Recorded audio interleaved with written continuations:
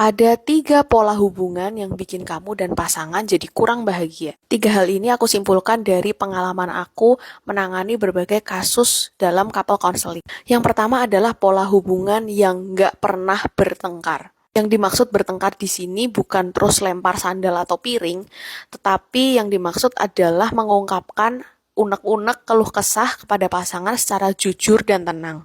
Pola ini biasanya terjadi ketika salah satu atau kedua belah pihak tipenya avoiding conflict atau suppressing feeling, menghindari konflik atau memendam perasaan. Dan biasanya jadi lingkaran setan kalau salah satu pihak lagi mau ngomong nih, tapi pihak satunya udah ngegas duluan, biasanya akan males. Dan akhirnya ujung-ujungnya ya dipendam sendiri. Pola hubungan kayak gini akan jadi bom waktu di suatu titik dan akan bikin pasangannya bingung kenapa hal kecil aja bikin ribut gitu. Padahal sebetulnya bukan hal kecil tapi udah menjadi tumpukan dari waktu yang lama. Pola yang kedua adalah kurangnya boundaries ke keluarga besar. Contohnya misalnya oversharing tentang relasi. Bukannya nggak boleh sharing sama orang tua atau keluarga, tetapi ada hal-hal yang memang mungkin tidak perlu diceritakan gitu. Karena bagaimanapun orang tua kita kan inginnya kita bahagia dan yang terbaik untuk kita.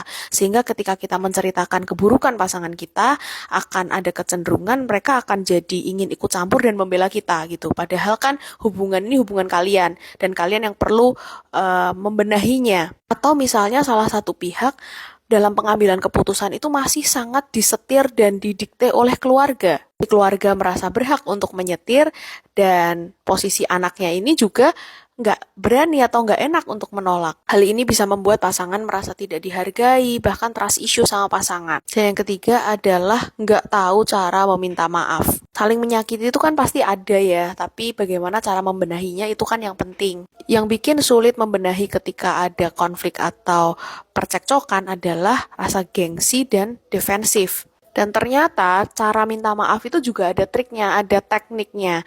Kalian bisa komen mau kalau mau aku bahas tentang ini ya. Nah, jadi penting banget untuk kita dan pasangan sama-sama belajar nih, supaya 3 pola ini kita bisa putuskan dan nggak menjadi batu sandungan untuk hubungan kita. Tanggal 9 Mei selama 3 minggu berturut, aku akan ada workshop series tentang hal ini. Bagaimana kita membangun hubungan yang sehat sama pasangan supaya kita bahagia dalam pernikahan. Nah, kalau kalian gimana nih dari 3 pola hubungan tadi, yang mana yang menurut kalian paling sulit atau kalian pernah ngalaminnya di mana?